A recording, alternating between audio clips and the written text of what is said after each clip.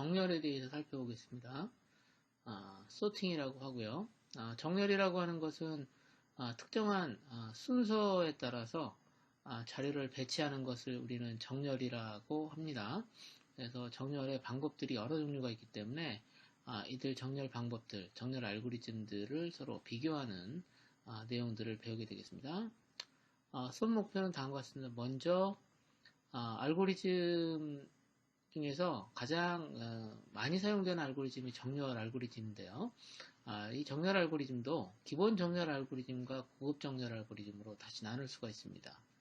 여기서는 기본적으로 여러분들이 꼭 필수적으로 알아야 되는 아주 가장 기본적인 정렬 알고리즘을 살펴볼 건데요. 여기 살펴보는 정렬 알고리즘은 셀렉션 정렬이라고 합니다. 또는 이제 선택 정렬이라고 하는데요. 선택 정렬에 대해서 이해를 할 거고요. 그 다음 기본적으로 정렬하기 위해서는 두 개의 값을 이렇게 비교를 해봐야 되잖아요. 그래서 비교 연산이 필요하고요. 그 다음에 두 개의 값이 필요에 따라서 이게 값을 바꿔줘야 됩니다. 예를 들어서 3, 2가 있다 그러면 이게 작은 것부터 큰 순서대로 우리가 정렬하고 싶다라고 하면 이 두 개의 값을 바꿔줘야 되겠죠. 즉 다시 말해서 값의 교환 연산이 필요하게 되는데요. 여기 있는 것처럼 비교와 교환 연산이 어떻게 처리되는가 라고 하는 부분들을 살펴보도록 하겠고요. 그 다음에 이제 정렬에 대한 것을 귀납적으로 판별해 보도록 하겠습니다. 다시 말해서 정렬되어졌다라고 하는 거, 정렬이 어떤 형태로 실제적으로 실행되어지는가에 대한 논리적인 부분들을 살펴보는 내용이 되겠고요. 그 다음에 정렬에 대한 수행 시간을 우리가 비교해 보도록 하겠습니다. 보통 time complexity라고 하죠. 시간 복잡도를 가지고 분석을 해볼 거고요. 그 외에도 기존의 어떤 정렬 알고리즘에 대한 어떤 제약 조건이라든가 다른 알고리즘과의 비교에 대한 부분들도 포함되어 있습니다. 그런데 일단 여기서는 기본 알고리즘이 될 수 있는 기본 알고리즘, 기본 정렬 알고리즘이라고 할 수 있는 셀렉션 정렬, 선택 정렬에 대해서 알아보는 시간을 갖도록 하겠습니다. 먼저 여러분들이 꼭 아셔야 될 것들이 있는데요. 두 수를 교환한다라고 하는 내용이 나옵니다. 즉 다시 말해서 2, 3 있으면 이 두 수를 교환하게 되면 3, 2로 바뀌겠죠. 그때 사용하는 함수가 이제 swap이라는 함수가 되겠고요. 그 다음에 이제 반복을 수행하기 위해서 사용하는 것이 for하고 while문을 여러분들이 사용하게 되는데 이 두 가지에 대한 부분들은 여러분들이 사전에 알고 있다라고 하는 가정하에서 설명을 드리도록 하겠습니다. 정렬을 잠깐 보면요. 정렬에 대한 정의입니다. 정렬에 대한 정의인데요. 데이터를 일정한 순서대로 위치시키는 거, 놓는 것을 우리는 뭐라고 하냐면 정렬이라고 합니다. 그래서 정렬이라고 하는 것은 이제 알고리즘인데 여기 나와 있는 것처럼 어떤 자료들의 리스트가 있겠죠. 자료들의 리스트가 있는데 리스트를 구성하는 원소들이 여러 개가 있는데 얘를 주어진 특정한 순서에 따라서 배치를 하는 겁니다. 이게 바로 이제 정렬이 되겠고요. 정렬이 필요한 이유는 아주 간단합니다. 우리가 왜 정렬을 하죠? 그 이유는 뭐냐면 내가 필요한 자료를 즉 다시 말해서 검색을 하는데 빨리 검색을 하도록 하자라고 하는데 정렬이 사용되는 겁니다. 즉 다시 말해서 이렇게 순차적으로 검색하는 경우가 있을 수 있고요.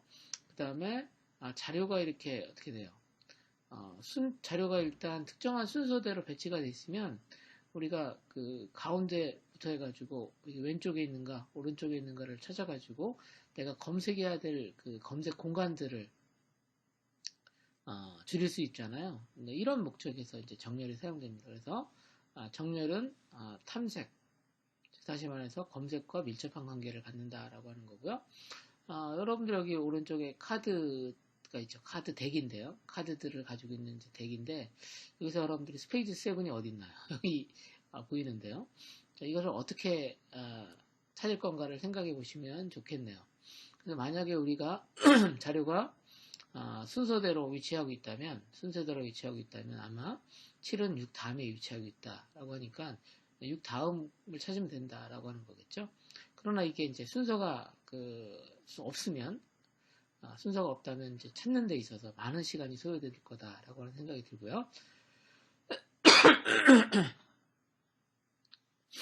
일반적으로 이제 정렬 알고리즘은 기본적으로 5의 n제곱 시간이 걸리거나 n 로그 n 시간이 걸립니다.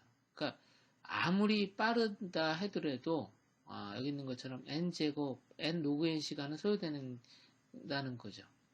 그러니까 n 로그 n보다 더 좋은 알고리즘들이 현재까지 나와 있지 않습니다. 정렬 알고리즘. 즉 다시 말해서 뭐 로그 n 이런 거 이제 정렬 알고리즘 수행 시간으로 있지 않아요. 그래서 아주 제한적인 경우에만 5의 n의 소팅 정렬 시간을 갖지만 이거는 아주 특별한 경우이고요. 우리는 뭐라고 생각하시면 되냐면 대부분들 5의 n제곱 또는 5의 n 로그 n 시간이 소요된다라고 하는 것만 알아두시면 좋을 것 같습니다. 자, 다음 이제 우리가 살펴볼 정렬 알고리즘 중에서 셀렉션 소트를 살펴보겠습니다. 선택 정렬입니다. 아이디어는 아주 간단해요. 자료가 있는 배열에서 가장 큰 값을 찾아요. 가장 큰 값을 찾고요. 그 다음에 배열의 마지막 요소하고 현재 찾은 거죠. 찾은 가장 큰 값을 교환합니다. 그래서 여기 보시면 알겠지만 자료를 교환하게 되고요. 그 다음에 가장 큰 값을 찾기 위해서 여기 있는 것처럼 비교가 이루어진다는 거죠. 자, 그러면 가장 첫 번째에서 가장 큰 값을 찾아서 여기다 갖다 놓는 거죠. 그럼 그 다음부터는 어떤 걸 찾으면 돼요? 그 다음부터는 여기에서 가장 큰 값을 찾아서 여기다 갖다 놓는 거 되겠습니다. 그러면 이제 두 개는 찾은 거잖아요. 두 개는 찾았죠. 처음에 하나 찾았고, 자, 이런 식으로 해서 부분적으로 현재 가장 큰 값들을 찾아서 여기 있는 것처럼 그 배열의 맨 마지막으로 위치시킨다라고 하는 거고요.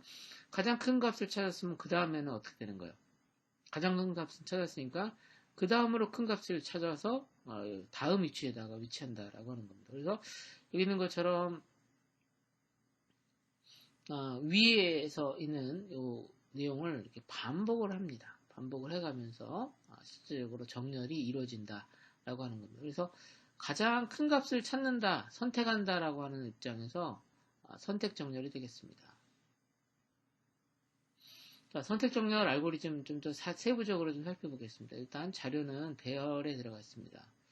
배열의 크기는 여기 있는 것처럼 n개가 있으니까 여기서는 뭐 경우에 따라서는 0에서부터 n-1이라고 해도 되지만 여기서는 일단 1부터 n까지 원소가 들어가 있다라고 가정을 하고 있고요.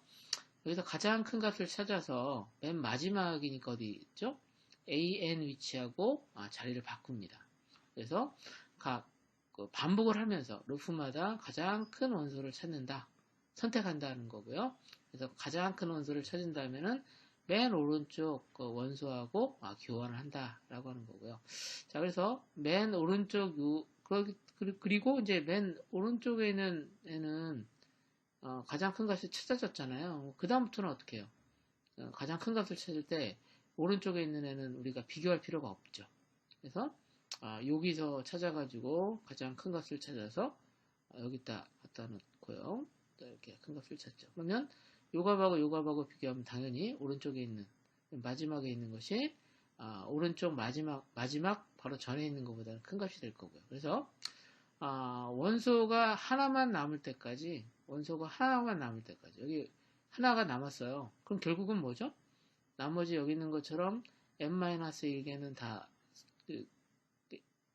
첫 하나만 남은 것보다는 큰 값으로 다 결정이 된다는 거잖아요. 그래서 하나의 원소가 남을 때까지 위의 룹을 반복하시면 되겠습니다.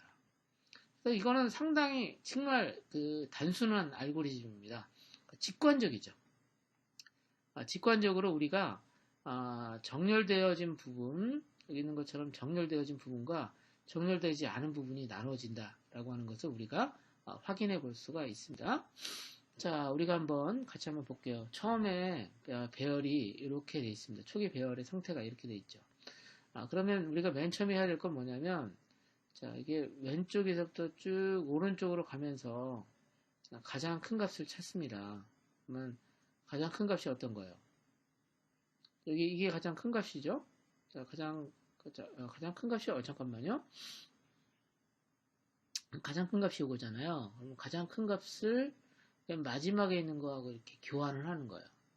교환. 그러면 여기 있는 것처럼 37의 위치에 13이 들어가고 그 다음에 맨 마지막에 27이 들어가는 겁니다.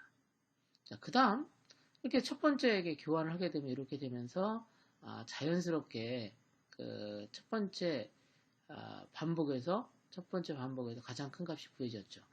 그러면 여기는 여기까지 정렬이 된 거고요. 근데 그럼 그 다음은 어떤 거냐면 그 다음에서 가장 큰 값을 찾아봅니다. 그러면 그 다음에 가장 큰 값을 찾아보니까 현재 맨 앞에 있는 29가 이 13까지 여기서 가장 큰 값이잖아요. 그럼 어떤 거냐면 맨 마지막에 있는 것, 요건 37이 있는 위치는 정렬이 됐으니까 13하고 29를 이제 교환합니다. 그러면 13의 위치에 29가 들어가고요.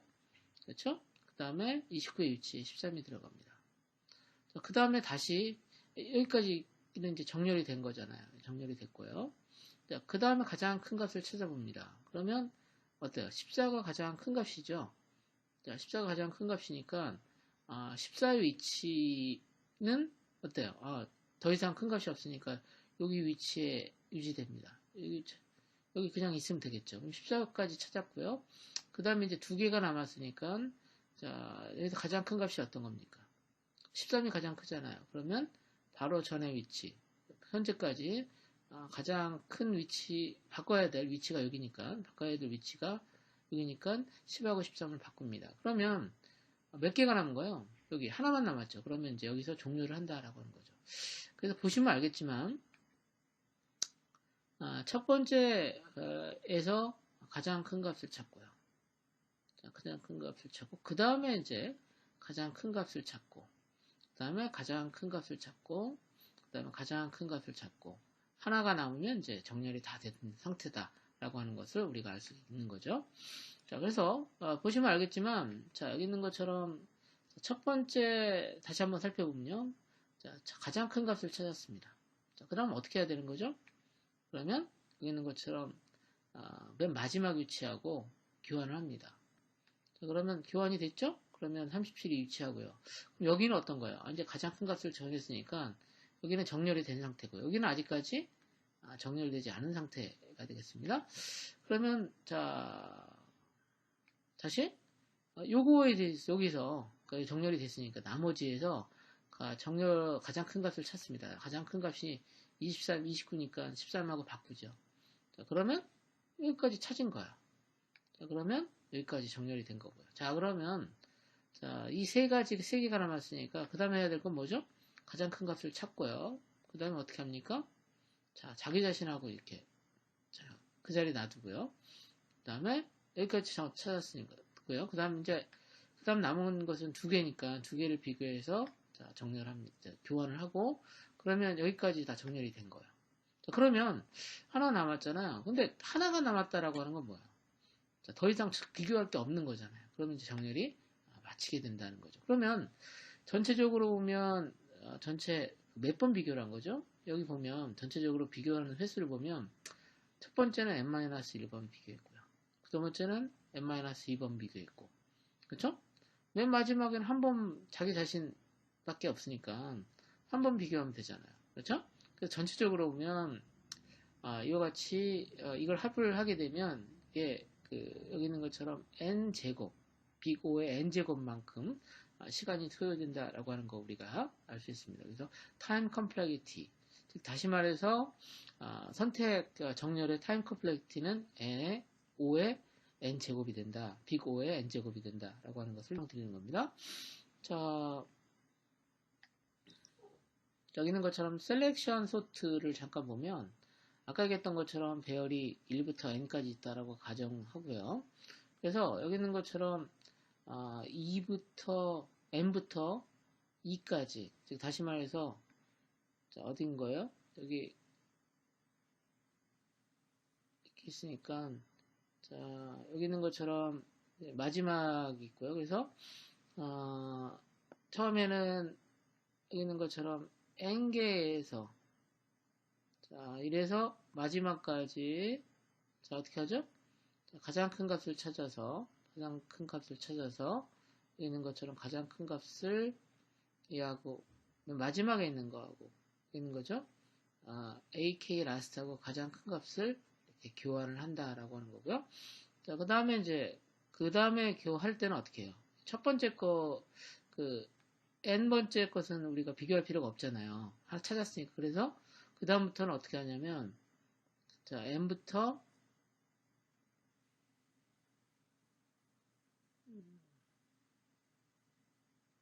여기까지 돼 있고요. 그래서 이렇게 돼 있으니까 그 가장 큰 값이 여기 큰 값을 찾아서 여기 놓고 그다음에 그래서 n보다 n을 하나씩 줄여가면서 여기 있는 거죠. 그래서 그 다음에는 여기가 이게 n-1이니까요. n-1이 이제 여기가 라스트가 되는 겁니다. 라스트가 되니까 여기하고 여기서 나머지에서 가장 큰 값을 찾아서 이렇게 라스트하고 교환합니다. 그래서 여기 보시면 처음에는 n이 라스트가 됐다가 마지막 위치가 됐다가 그 다음에는 반복을 한 번 더 하게 되면 한 번 반복을 하게 되면 n-1이 라스트 값을 갖게 되고요. 이런 식으로 해서 반복을 해가면서 가장 큰 값을 찾는다라고 하는 거 이해하시면 되겠습니다. 그래서 여기 있는 것처럼 수행 시간을 전체 한번 비교하면 자, 여기 n-1번 비교할 거 아닙니까? 그렇죠? n-1번 반복하고요. 가장 큰 값을 찾는데 여기 있는 것처럼 n-1번 비교하고 그 다음에 n-2번 비교하고 점점점 한 번까지 비교를 하니까 이거는 이제 교환하는 거니까 상수 시간이 소요될 거고요. 전체적으로 보면 소요 시간은 요만큼 시간이 걸린다 라고 하는 거 앞서 말씀드렸던 것처럼 n제곱이 소요되는 이유를 설명드리는 겁니다. 다시 말해서 n-1번 하면서 비교 횟수가 이렇게 발생하니까 이걸 더하면 되겠죠. 자, 그래서 셀렉션 소트를 보게 되면 여기 보시면 다시 한번 이제 반복하는 건데요. 첫 번째에서 가장 큰 값을 찾아서 여기 있는 것처럼 마지막과 교환을 하는 내용이 나와 있고요. 교환이 되면 여기 있는 검은색으로 표시되어 있는 부분은 찾았잖아요. 그 다음에서 가장 큰 값을 찾아서 얘를 그 다음 위치 10이라고 바꿨고요. 그래서 이렇게 두 개를 찾았고 그래서 지금 오른쪽으로 쭉 반복이 되면서 하나씩 그 정렬된 상태를 만드는 과정이라고 생각하시면 되겠습니다. 한번 정렬된 값들이 결정되면 그 다음에는 정렬된 값들은 변화되지 않고 유지가 된다라고 하는 겁니다. 자, 여기 있는 내용들은 이제 여러분들이 실제적으로 어떻게 정렬이 이루어지는가 살펴보시면 좀 좋을 것 같습니다. 그래서 루프는 여기 있는 것처럼 n부터 이게 n이죠. n부터 2까지 반복을 해가면서 진행되는 거고요. 그 다음에 진행됨에 따라서 가장 큰 값들이 이렇게 결정되는 것을 설명합니다. 그래서 이렇게 쭉 가면서 지금 이렇게 정렬된 부분들이 이렇게 나타나 있습니다. 그래서 지금 파란색으로 표시된 것은 마지막 거하고 수합되는 교환되어지는 값을 보여주는 거고요. 여기 있는 것처럼 화살표로 보여지는 부분들은 지금 마지막 현재까지 이제 정렬되어진 값들을 나타낸다라고 하는 겁니다. 자, 이 부분은 이제 앞서 바로 전에 보셨던 선택 셀렉션 소트를 이제 자바 코드로 작성한 거고요. 이 부분은 여러분들이 같이 한번 시간 날 때 이걸 한번 보시고 프로그램을 한번 실제 실행해 보시는 것이 좋을 것 같네요.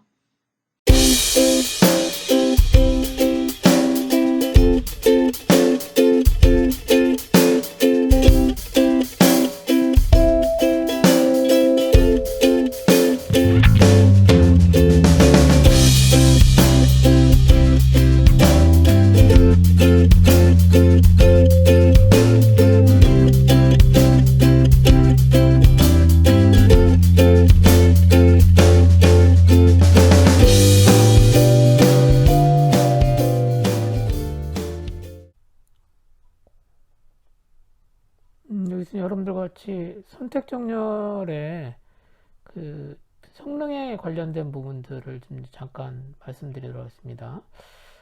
선택 정렬의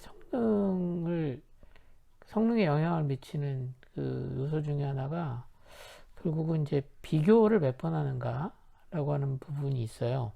비교 횟수. 그래서 전체적으로 보면 비교 횟수가 몇 번 비교를 하게 되냐면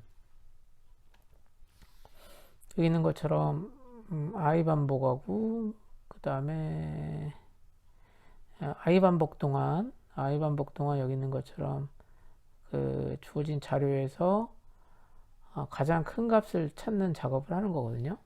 그렇죠? 그렇기 때문에 전체적으로 보면 이제 그 비교 횟수는요. 비교 횟수는 여기 있는 것처럼 n번 비교를 하는데 그 주어진 자료에서 가장 n개의 자료에서